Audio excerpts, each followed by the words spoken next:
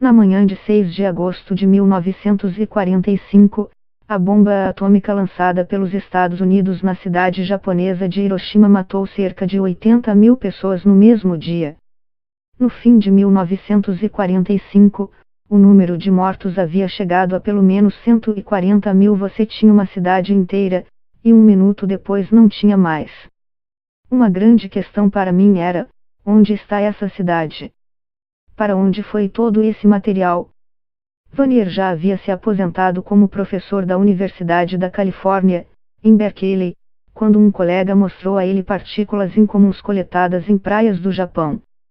O geólogo havia participado de um projeto para comparar areias de diferentes partes do mundo com o intuito de avaliar a saúde dos ecossistemas marinhos.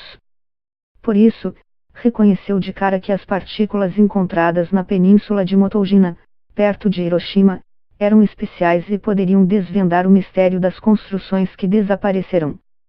É um tesouro ter descoberto estas partículas.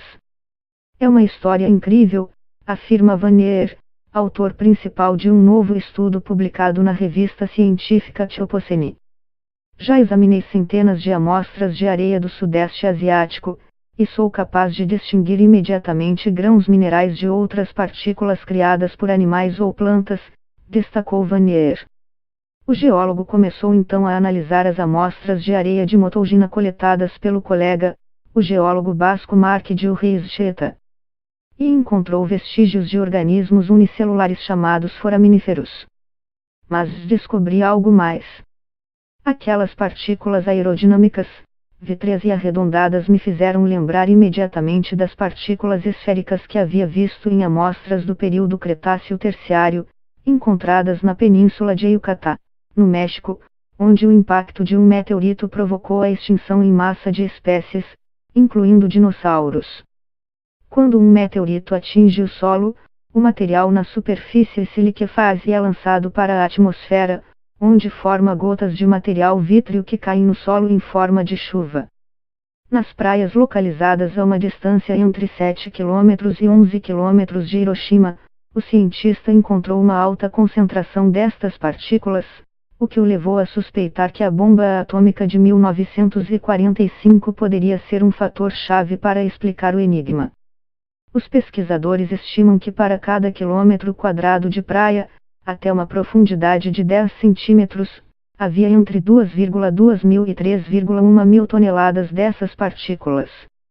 Algumas eram semelhantes a partículas encontradas em locais de impacto de meteoritos, mas outras pareciam ter uma composição similar à da borracha e continham uma variedade de materiais revestidos com uma camada de vidro ou silício. Para determinar a composição das partículas, Vanier e Urreizcheta entraram em contato com Rudy Vink, professor de mineralogia na Universidade de Berkeley. Vink identificou uma composição química variada, incluindo concentrações de alumínio, silício e cálcio, glóbulos microscópicos de ferro rico em cromo e ramificações microscópicas de estruturas cristalinas. Outras partículas eram compostas de carbono e oxigênio. Meu pai tinha 12 anos quando lançaram a bomba. Ele morava a cerca de 300 quilômetros ao norte de Hiroshima e testemunhou os resultados deste terrível acontecimento. A composição das partículas corresponde aos materiais que eram comuns nas construções de Hiroshima na época da bomba, incluindo cimento, mármore, aço inoxidável e borracha. Vanier explica o processo nos seguintes termos: o material do solo volatiza e se move em direção à nuvem atômica, onde altas temperaturas alteram suas condições físicas. Vink enviou cópias das análises das partículas para Junichi Ando, professor da Universidade de Hiroshima, que vem estudando o granito do famoso Memorial da Paz de Hiroshima, a única estrutura que permaneceu de pé na região do epicentro do impacto.